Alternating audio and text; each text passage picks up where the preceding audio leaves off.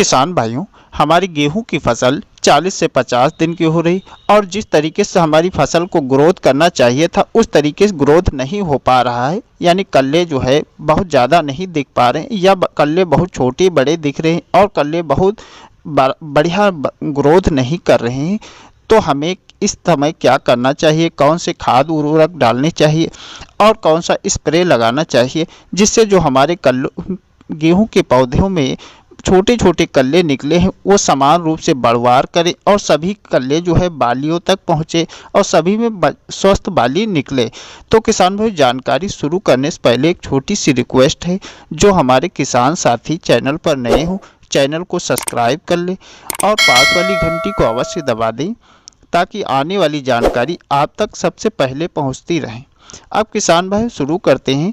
जैसे हमारी गेहूं की फसल 40 से 50 दिन की हो रही, तो इस समय हमें क्या करना चाहिए। अब जैसे हम बहुत सारे खाद डालते रहते हैं, बिजाई पर डालते, पहले पानी डालते, तो यहाँ पर हमें सबसे पहले दूसरा पानी देना चाहिए। यानी 40 से 50 दिन पर पानी देना चाहिए। अब पानी की मात्रा जैसे रखनी है तो जो पहले पानी पर हम पानी देते हैं थोड़ा हल्का दिया जाता है, यानी उससे भारी पानी देना होता है। दूसरा पानी ऐसा भी नहीं आप फसल को डुबो दें यानी पानी सूख जाए इतना पानी दें, लेकिन पहले पानी से थोड़ा भारी पानी दें। उसके बाद हमें देना होता है कुछ खाद और उर्वरक। जैसे हमें मिट्टी में कुछ खादें डालना होता है, तो मिट्टी में जो हमें खाद डालते हैं ये हमारे पौधों की जड़ों को भी तेजी से विकास करता है, ग्रोथ भी कराता है और फसल को देर तक जो है हारी रखता है। तो हमें सबसे पहले जो है किसान भाई यहाँ पर दूसरे पानी पर यूरिया लेना है। यूरिया किसान भाई हम लोग 2-3 बार डालते हैं और क्योंकि हमारी फसल को नाइट्रोजन की बहुत ज़्यादा आवश्यकता है, तो जैसे हम बिजाई के समय डाला, पहले पानी पर डालते हैं और दूसरे पानी पर भी यूरिया का महत्वपूर्ण अंग है क्योंकि ये नाइट्रोजन होता है। इस समय पौधों को नाइट्रोजन की बहुत ज़्यादा आवश्यकता होती है। पौधों के फुटाव में सहायक होता है, पौधों के भोजन बनाने में, हरा करने में नाइट्रोजन बहुत ज़्यादा सहायक होता है। अब ऐसा भी नहीं यूरिया से ही सारे पौधे फुटाव कर ले, यूरिया से ही पौधे ग्रोथ कर दे, कुछ और तत्व भी मिलाना होता है। जैसे अब हमें दूसरा इसमें मिलाना है ह्यूमिक एसिड। 1 से 1.5 किलोग्राम प्रति एकड़ लेना है और यूरिया आपको एक बैग यानी 45 किलोग्राम प्रति एकड़ लेना है।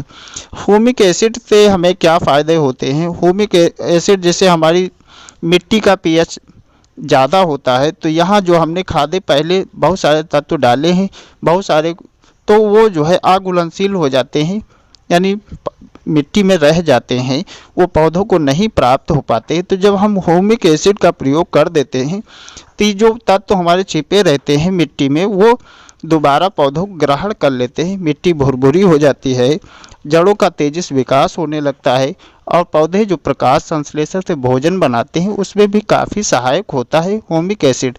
तो हमें यूरिया के साथ ह्यूमिक एसिड मिलाकर बिखेर देना है, आपकी फसल स्वस्थ रहेगी और अच्छा ग्रोथ करना स्टार्ट कर दी। किसान में दूसरी चीज़ है, आपको एक और बताएंगे, आप एक स्प्रे लगा दें इस अवस्था में।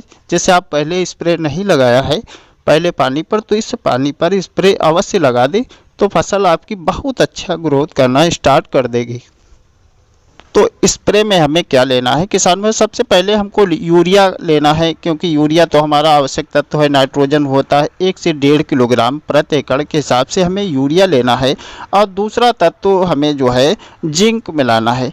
अब जिंक अलग अलग आता है, 33%, 21% और 12% वाला जिंक अलग अलग आता है। तो हम यदि 33% वाला जिंक का प्रयोग कर रहे हैं तो आप 700 ग्राम ले सकते हैं।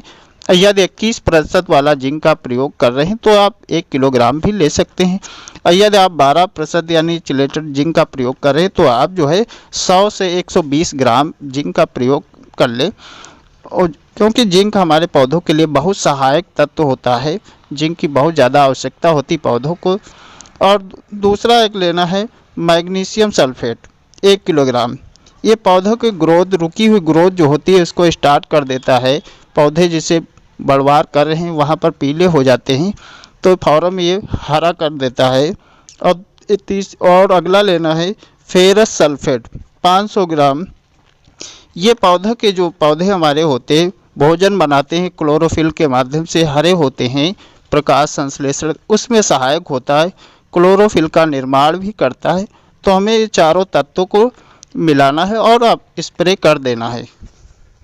तो किसान भाई इस चारों तत्वों को यदि आप स्प्रे कर देते हैं बहुत जल्दी या आपकी फसल हरी भरी हो जाएगी। कल्ले जो है रुके हुए कल्ले आपके ग्रोथ करेंगे, फसल हरी भरी और पीलापन दूर हो जाएगा और एक गेहूं की फसल से शानदार उत्पादन निकाल सकते हैं। किसान भाई जानकारी अच्छी लगी है चैनल को सब्सक्राइब कर लीजिए और पास वाली घंटी को अवश्य दबा दीजिए। दोस्तों में शेयर करिए ताकि सभी को जानकारी प्राप्त हो सके। धन्यवाद। जय जवान जय किसान।